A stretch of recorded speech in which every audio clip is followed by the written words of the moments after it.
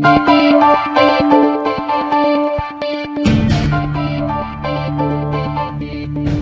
to Spirited Debate. I'm Lauren Green.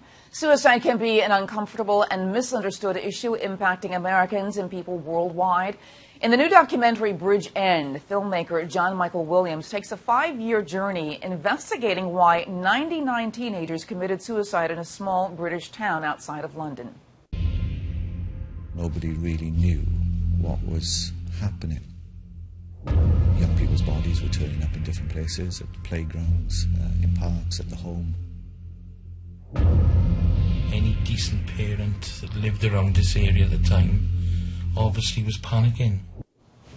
The film traces the victims' final hours, revealing the lives lost in this tragic story. Filmmaker John Michael Williams joins us now to discuss. Welcome, John.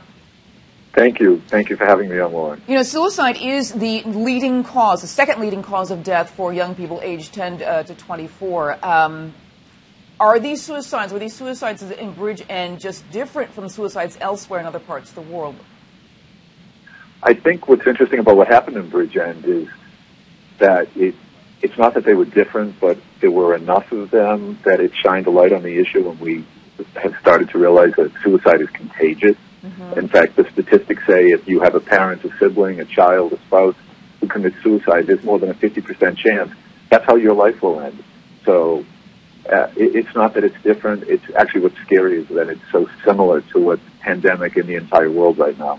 And was that the reason behind it? It was just a contagion that just swept through these young people? It's not so much that it was a contagion, but it was a contagion. It was just a large enough group that we were able to determine that. But the causes were what you see all the time. There were, certainly kids who were depressed and ended up hanging themselves, and then there were kids who were bullied and they hanged themselves, and there were kids that found out they were gay and they hanged themselves, and there were kids that came from dysfunctional families. We had a 12-year-old boy committed suicide because he didn't like his ears. We had multiple 15, 16-year-old girls who hanged themselves because their boyfriends broke up with them. So it's scary. It's something that we need to teach now. You teach children, don't smoke cigarettes, you'll get cancer. Don't drink and drive, you'll get killed. Don't have unprotected sex, you'll get pregnant. We have to teach kids that, you're not supposed to murder people, you're not supposed to murder yourself. There are risk factors for suicide, and I'm sure that a lot of parents, if they're watching this, they want to know what those risk factors are. And according to the Centers for Disease Control, the risk factors are family history of suicide, history of depression or mental illness, alcohol or drug abuse, stressful life events or loss. But there's got to be another element there. I mean, was there anything going on in the town itself that made these young people sort of collectively decide that this was the answer to all of their problems? It's not that something was going on in the town, but that's where the issue of contagion comes in.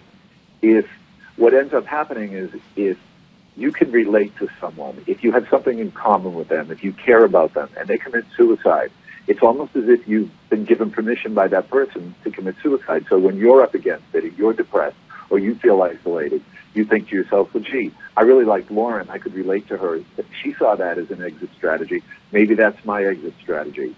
So in that way, it's contagious, but it wasn't the town itself. Mm-hmm.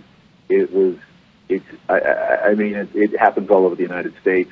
Sweden actually has the highest suicide rate of any country in the world.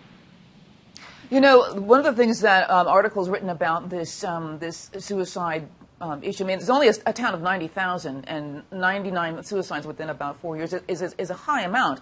But one of the things that written about it is that authorities in town were really unwilling to help you. They didn't want to talk about it. They didn't want stories about it. Why? They still haven't, because unfortunately with suicide there's a lot of shame associated with it. People sweep it under the rug, and as a result we have a lumpy rug. And suicide is just pandemic now all over the world. I don't know if people feel guilty because they didn't see it coming, or they worry that maybe they could have prevented it, or maybe they were partially responsible for that person's misery. But people don't want to talk about it. We faced there was an embargo on the press. There was a gag order on Parliament. People tried to physically harm me, wanted me out of that town. I still get hate mail that I had no business shining a light on this, that it's none of my business. People should be able to kill themselves and not have someone looking at it. I disagree. It's so many lives lost, and it's such a waste. You know, the young man we're seeing the picture of now is very interesting because it was very heart-wrenching because he sat there with his mother and he basically said he would never commit suicide. And you had to change the end of your documentary because he did. Justin Beecham rocked my world. I made that movie 3 times. When we finished that film originally, Justin had worked with us for over a year and a half. I actually used him as a narrator in the film. And 3 weeks after we finished wrapping, his mother called me screaming, Justin hanged himself. He promised me, I never would have believed Justin Beecham would have hanged himself, which actually gave me an opportunity to also feel like some of the parents in Bridgend had to feel in that, and I don't want to compare myself to that. But I didn't see it coming either. And that's why you really need to explore with people. Are you okay? You seem to be spending a lot of time alone. Are you depressed? But what about the spiritual element of this? Because, you know, a lot of people saying, that a suicide basically is an evil. It is a demonic force that's sort of created around people. I mean, was there a spiritual element that people try to address, saying, maybe, we should really be looking at more of a theological or spiritual answer? I had people ask me that. Personally, I don't feel like that applied or had anything to do with what happened in Bridgend or in those suicides. I think it's easy sometimes to say, well, maybe there's a spiritual angle because people don't want to look at the mental health issues and the emotional issues that exist for all of us. We live in a world where if you break your leg, it's okay. There's no shame. You can go to the doctor, get sympathy, get treatment. But if you break your heart, if you're emotionally fragile or mentally fragile, the same benefits and services and empathy is not there for us. And that has to change.